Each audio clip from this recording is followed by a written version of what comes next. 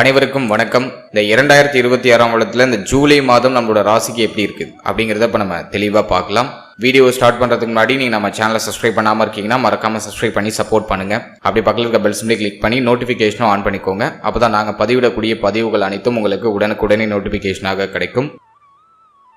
இப்போது 10வது ராசி மகரம். மகர ராசிக்கு இந்த ஜூலை மாதம் எப்படி இருக்கு அப்படின்னு நம்ம ரிசர்ச் பண்ணி பார்த்த வரைக்கும் இந்த மாதத்துல நம்ம கிரக நிலைகள்லாம் நம்ம அனலைஸ் பண்ணி பார்த்தோம்னா நம்மளோட ராசிக்கு 2ஆம் இடத்துல ராகு, 3ஆம் இடத்துல சனி, 5ஆம் இடத்துல செவ்வாய், 6ஆம் இடத்துல சூரியன், 7ஆம் இடத்துல குரு, சுக்கிரன், புதன், இந்த 3 கிரகத்துடைய கன்ஜக்ஷன் மாதத்தோட பிகினிங்ல இருக்கும். அடுத்தது 8ஆம் இடத்துல கேது. கரெக்டா ஜூலை 4ஆம் தேதி சுக்கிர பகவான் நம்மளுடைய ராசிக்கு 7ஆம் இடத்துல இருந்து 8ஆம் இடத்துக்கு பயிற்சியாகி கேதுவோட வந்து கன்ஜக்ஷன் ஆயிடுறாரு. ஜூலை 7ஆம் தேதி புதன் பகவான் வக்ரத்துல பயிற்சியாகி நம்மளுடைய ராசிக்கு 6ஆம் இடத்துக்கு பயிற்சியாகி சூரியனோட போய் கன்ஜக்ஷன் ஆகிறாரு. ஜூலை 16ஆம் தேதி சூரிய பயிற்சி. சூரியன் வந்து 6ஆம் இடத்துல இருந்து 7ஆம் இடத்துக்கு பயிற்சியாகி குருவோட கன்ஜக்ஷன் ஆகி பவர்ஃபுல்லான சிவராஜ யோகத்தை கிரியேட் பண்றாரு. அடுத்தது ஜூலை 23ஆம் தேதி வக்ரத்துல இருக்கக்கூடிய அந்த புதன் பகவான் வக்ர நிவர்த்தி ஆகிறாரு.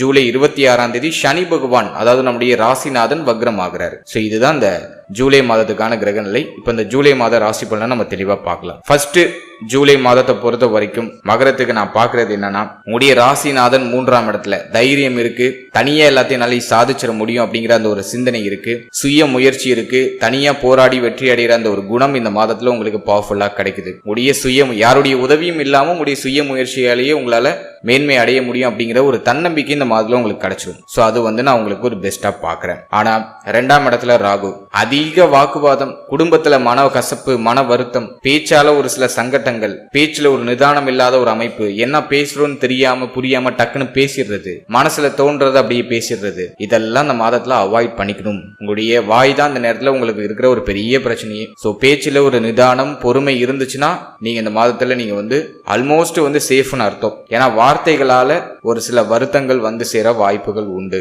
எனவே பேசுற வார்த்தைகளை யோசிச்சு பொறுமையா பேசுங்க, நிதானமா பேசுங்க. சோ அதுதான் நான் உங்களுக்கு மெயினா சொல்றது. அடுத்தது வந்து 5ஆம் இடத்துல செவ்வாய். செவ்வாய் வந்து நமக்கு வந்து ஒரு வகையில யோக கிரகம் தான். 4th house lord plus 11th house lord. அவர் வந்து 5ஆம் இடத்துல இருக்கிறது ஒரு வகையில நல்லது. பொதுவா பாவ கிரகம் 5ல இருக்கக்கூடாதுன்னு சொல்லுவாங்க. ஆனா உங்களுடைய ஆதிபத்திய ரீதியா நம்ம பார்க்கும்போது ஆதிபத்திய ரீதியா அது 5ஆம் இடத்துல இருக்கிறது நல்லது. இந்த மாதத்தை பொறுத்த வரைக்கும் புத்திர பாகியத்தை முயற்சி பண்றீங்கன்னா சுப செய்தி உண்டு, ட்ரை பண்ணலாம். ஒரு சில மருத்துவ செலவு உண்டு, அந்த மருத்துவ செலவுகளோட சுப செய்தி கிடைக்கும். பிள்ளைகள் சார்ந்த விஷயங்கள்ல கொஞ்சம் வருத்தம், கவலை எல்லாம் வந்து நீங்கும், கொஞ்சம் கோப உணர்வு வந்து நீங்கும். பட் அது மேனேஜபிள் தான், எதுவும் பெருசா ப்ராப்ளமேட்டிக்கா இல்ல. ஆனா இந்த மாதத்துல வந்து உங்களுக்கு வந்து 5ஆம் அதிபதி கேதுவோட போய் கன்ஜக்ஷன் ஆகுறாரு. அது நான் ஒரு குறைய பாக்குறேன். எனவே தேவையில்லாத வாக்குவாதத்தை பிள்ளைகளோட குறைச்சுக்கோங்க. பிள்ளைகளோட ஒரு சில மனக்கசப்புகள் வந்து நீங்க வாய்ப்பு இருக்கு. பிள்ளைகளுடைய உதவி இல்ல, பிள்ளைகள் சார்ந்த விஷயங்கள்ல ஒரு மாதிரி ஏமாற்றம், ஒரு வருத்தம், ஒரு கவலை, இதெல்லாம் மேலோட்டமா இருக்கு. அதை பெருசா நீங்க வந்து வெளிப்படுத்தாம முடிஞ்ச அளவுக்கு அவங்கள அனுசரிச்சு போறது நல்லது. முக்கியமா இந்த மாதத்துல பிள்ளைகளோட கருத்து போராட்டம் வராம பாத்துக்கோங்க. அதுதான் பெரிய டாஸ்கா இருக்கு. பேச்சால ஒரு சில சங்கட்டங்கள் வந்து நீங்க வாய்ப்பு இருக்கு. வார்த்தைகள்ல ஒரு நிதானம் இருக்கணும். அதே போல பிள்ளைகளுக்கு ஏதாச்சும் சுப மாற்றம், சுப விஷயம் பண்ணணும்னு நினைக்கிறீங்கன்னா இந்த மாதம் அதுக்கு ஃபேவரா இல்ல, தள்ளி போடுறது நல்லது. பிள்ளைகளுக்கு ஒரு திருமணம், ஒரு காது குத்து, அதர்வைஸ் அவங்களுக்கு என்ன சுபகாரியம் பண்ணணும்னு நினைக்கிறீங்களோ அது இப்போதைக்கு செய்ய வேண்டாம். இந்த மாதம் அதுக்கு ஃபேவரா இல்ல, தள்ளி போடுங்க.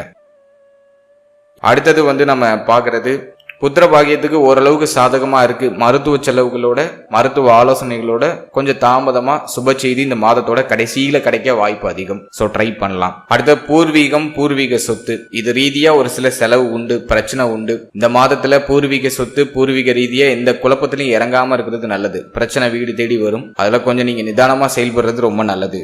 அடுத்தது காதல் உறவுக்கும் இந்த மாதம் வந்து அந்த அளவுக்கு சாதகமா இல்ல. காதல் உறவுலையும் ஒரு ஏமாற்றம், ஒரு விரக்தி, ஒரு எரிச்சல், ஒரு நிம்மதி இல்லாத, ஒரு மன அமைதி இல்லாத ஒரு சூழ்நிலை, தெளிவா முடிவு எடுக்க முடியாது. எனவே இந்த மாதம் காதல் வாழ்க்கையில ஒரு மாதிரி மன வருத்தத்தை தான் கொடுக்குது. சோ இந்த மாதத்துல காதல் வாழ்க்கையிலும் கவனமா இருக்கணும். அடுத்து தொழில், உத்தியோகம், பொருளாதாரம், இது நமக்கு ஸ்டேபிளா இருக்கா அப்படின்னு நம்ம பார்த்த வரைக்கும் நமக்கு வந்து 10ஆம் அதிபதி நமக்கு வந்து சுக்கிரன், அவர் வந்து கேதுவோட கன்ஜக்ஷன் ஆகிறாரு. அடுத்தது நீச்சத்தை நோக்கி பயணிக்க போறாரு. சோ இந்த மாதத்தை பொறுத்த வரைக்கும் பெருசா எதுவும் ஃபேவரா சொல்ல முடியல. தொழில், உத்தியோகத்துல ரொம்ப கவனமா இருக்கணும். எதுவும் சாதகமா தென்படுற மாதிரி இல்ல. ஏன்னா அஷ்டமத்துல சுக்கிரன் போய் அமரக்கூடிய ஒரு அமைப்பு, கேதுவோட கன்ஜக்ஷன் ஆகிறது இன்னொரு குற்றம். எனவே வேலையில சுமை அதிகம். நீங்க ஒரு உத்தியோகத்துல இருக்கீங்க, ஒரு பணியில இருக்கீங்கன்னா அதுல சுமை அதிகம். சக ஊழியர்களோட ஒத்து போகாது. ஒரு மாதிரி மனக்கசப்பு, மேல அதிகாரிகளால ஒரு சில தொந்தரவு, மேல அதிகாரிகளோட ஒரு சில வருத்தம், குறிப்பா உங்க கூட வேலை பார்க்குறவங்க கூட உங்களுடைய சக ஊழியர்கள் கூட நிறைய மனஸ்தாபங்கள் வந்து நீங்க வாய்ப்பு இருக்கு. இந்த மாதத்துல வேலை பார்க்குற இடத்துல சகிப்புத்தன்மை தேவை, உங்களுடைய வேலைகள்ல ஒரு நிதானம் தேவை, உங்களுடைய வார்த்தைகள்ல ஒரு நிதானம் தேவை. ஜாப் ரீதியா எதுவும் பெருசா ஃபேவரா இல்லை. இந்த மாதத்துல ப்ரமோஷன் கிடையாது. இருக்கிற வேலையை அப்படியே ஒரு மாதிரி ஸ்மூத்தா நகர்த்திட்டு வந்தீங்கன்னா உங்களுக்கு பெஸ்ட்ன்னு நான் சொல்றேன். வேலையை புதிய மாற்றம் பண்ணலாம்னு நினைக்கிறீங்களா? இந்த மாதத்துல அது பண்ணக்கூடாது. வேலை ரீதியா, உத்தியோக ரீதியா புதிய மாற்றம், இருக்கிற வேலையை விட்டுட்டு நான் வேற வேலைக்கு ட்ரை பண்ணலான் இருக்கேன் அப்படிங்கிற மாதிரியான சிந்தனை அதெல்லாம் இந்த மாதத்துல முடிஞ்ச அளவுக்கு அவாய்ட் பண்ணுங்க.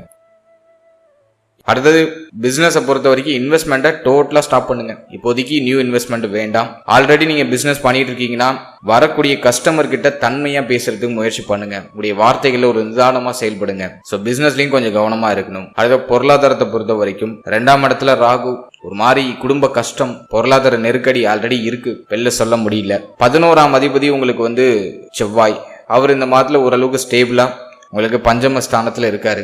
எனவே வரவு இருக்கு, உடைய தேவைகள் எண்ணங்களை பூர்த்தி செய்யறது தேவையான பொருளாதாரம் கைக்கு கிடைச்சிடும். பட் அது பத்துமா அப்படின்னா பத்தாது. கண்ணா பின்னான்னு செலவு காத்துக்கிட்டு இருக்கு, வர போனா அப்படியே கரைஞ்சிரும். ஸோ பிளான் பண்ணி உங்களோட பொருளாதாரத்தை நீங்க செயல்படுத்துறது ரொம்ப நல்லது.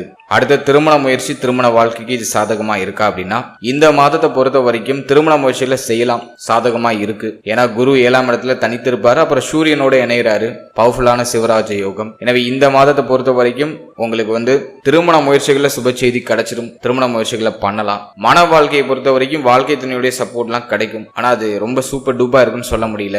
வாழ்க்கை துணையால செலவு அதிகம், நிறைய விரைய செலவு வாழ்க்கை துணையால உண்டு. பட் வாழ்க்கை துணையோட சப்போர்ட் வந்து உங்களுக்கு ஆல்மோஸ்ட் கிடைச்சிடும், அதுல எந்த பாதிப்பும் இல்லை. ஆனா இந்த மாதத்துல வாழ்க்கை துணையுடைய தேக ஆரோக்கியத்துல அக்கறை எடுத்துக்கணும். ஏன்னா அஷ்டமத்துல கேது, 12ஆம் அதிபதி உங்களுக்கு வந்து 7ஆம் இடத்துல உச்சம். எனவே வாழ்க்கை துணையால மருத்துவ செலவு அதிகமா இருக்கிறது வாய்ப்பு இருக்கு. ஸோ அதை நம்ம கொஞ்சம் மெயின்டைன் பண்ணிக்கிறது நல்லது. மற்றபடி எதுவும் பெருசா குழப்பமா பிரச்சனையே இல்லை. பேச்சுல நிதானம் இருந்துச்சுன்னா மன வாழ்க்கையும் ஸ்மூத்தா நகர்ந்துரும். அடுத்தது நம்ம பாக்குறது ஸ்டூடெண்ட்ஸ், மாணவ மாணவிகளுக்கு இந்த மாதம் எப்படி இருக்கு அப்படின்னு நம்ம பார்த்தோம்னா உங்களுக்கு 4ஆம் அதிபதி 5ஆம் இடத்துல இருக்கிறது ஒரு அட்வான்டேஜ் தான், பெருசா குறையா இல்லை.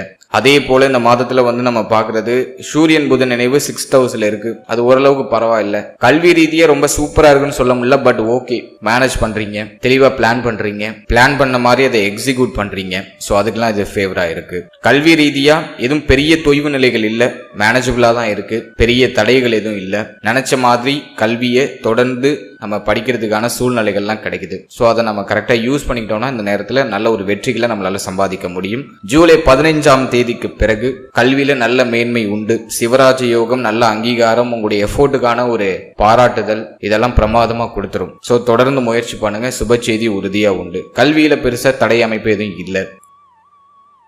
அடுத்தது நம்ம பாக்குறது நம்முடைய தேக ஆரோக்கியம். மெயினா நம்ம சொல்றது தேக ஆரோக்கியத்துல தான் நீங்க இந்த மாதத்துல கவனமா இருக்கணும் அப்படிங்கிறது தான். காரணம் என்னன்னா அஷ்டமத்துல கேது, செவ்வாய் 5ஆம் இடத்துல, சூரியன் வந்து உங்களுக்கு 6ஆம் இடத்துல, பிறகு 7ஆம் இடத்துல. வயிறு சம்பந்தமான உபத்திரத்தை கொடுக்க வாய்ப்பு அதிகம். செரிமான கோளாறு, சாப்பிட்றது செரிக்க மாட்டேங்குது அப்படிங்கிற மாதிரியான ஒரு கம்ப்ளைண்ட் இருக்க வாய்ப்பு அதிகம். அதே மாதிரி கழிவு நீக்க உறுப்புகள்ல பாதிப்பு வராம பாத்துக்கோங்க. வீட்டை அடிக்கடி சுத்தம் பண்ணிக்கிட்டே இருங்க. விஷ ஜந்துக்களால ஒரு சில தொந்தரவுகள் இருக்கும். வீட்டுல அதிகமா எலி இருக்கிறது, வீட்டுல வந்து விஷ ஜந்துக்கள், பாம்புடைய நடமாட்டம் இருக்கிறது, விஷ பூச்சிகளுடைய நடமாட்டம் இருக்கிறதுக்கெல்லாம் வாய்ப்பு அதிகம். ஸோ அடிக்கடி வீட்டை கிளீன் பண்ணிக்கிட்டே இருங்க. மேலும் இந்த மாதத்துல கோபத்தை குறைச்சிக்கோங்க. முடிஞ்ச அளவுக்கு பொறுமை, நிதானத்தை கடைபிடித்து செயல்படுத்த முயற்சி பண்ணுங்க.